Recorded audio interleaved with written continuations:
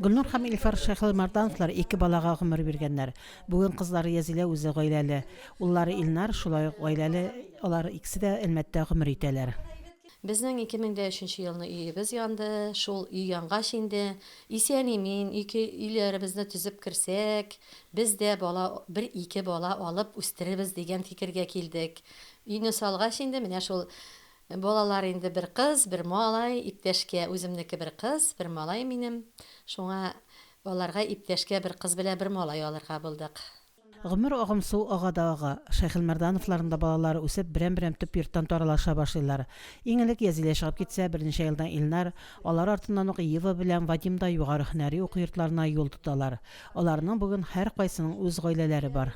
Минем үзем тапкан балалар икәү, бер кыз, бер малай һәм тәрбиягә алган балаларым 7, барлыгы 9 бала.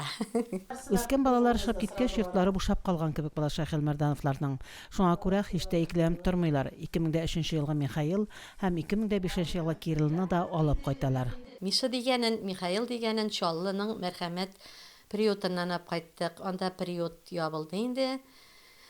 Ансында именно аны алырбыз дип бармадык инде. Именно ул балаларны алырбыз дип бармыйбыз инде. Менә койсы ябыграк, назга мохтаҗ, шуларны үзе кочаклап ала, шундыйларны алдык инде. Балаларның барысы да Гөлнур һәм Илфар абыйга беренче көннән үк әти-әни дип дәшәләр. Яңа гаиләләренә дә бик тиз ияләшәләр. Гаиләгә кайткач алар бик тиз ияләшәләр. Безнең иптәшкә инде беренчеселәренә үземнең кыз белән малай булды. Шулар белән дус булып инде бергә аралашып үсеп киттеләр. Алай тату үстеләр.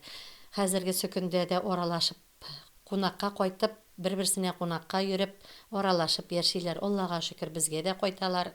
Йорт башлыгы Илфар абый бик аз сүзле, сабыр кеше. Шушы хәтле уллар, кызлар үстерсә дә, артыгын мактана белми ул. Алай каршы килмәдем инде мин нигә. Менә өйдә күңелсез булгачтан теге дип талдык инде.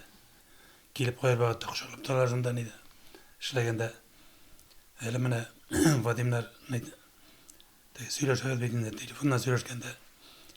Әти эшкә өйрәттең, рәхмәт дип. Менә рәхмәтләрне әйтеп торалар инде. Төрле гаиләләрдә дөньяга килсәләр дә, тәрбиягә алынган Ева, Вадим, Михаил, махсус хәрби операциядә батырларча һәлак булган ул егет. Кирилл, Рамил, игезәкләр Әминә һәм Әмир өчен Шәйхелмардановлар йорты үз йортларына әйләнгән. Аларның һәр кайсын кайгыртып, борчылып та, шатланып та яшиләр Гөлнур ханым һәм Илфар әфәнде. Ягымлы сүзләр кирәк инде аларга, түземлелек кирәк инде. Бик күп сабырлык сорый бу эш, бик җаваплы эш. Алганда да бик озак киңәшләштек, бер ара куркып та калдык. Яңадан тагы инде аларга дигән фикергә килдек. Тәрбиягә бала алган һәр гаилә һәр вакыт игътибар үзәгендә. Алар дәүләтнең дә, гади халыкның да күзәтүен тоеп яши. Шушы җаваплы да, игелекле дә, шул ук вакытта кыен да юлны сайлаган Гөлнур һәм Илфар Шәйхелмардановларга сакламый мөмкин түгел. Балалар өчен шатланып гомер итә алар бүген. Фәридә Гаентинова, Динар Нуртдинов, Мөслим телевидениесе.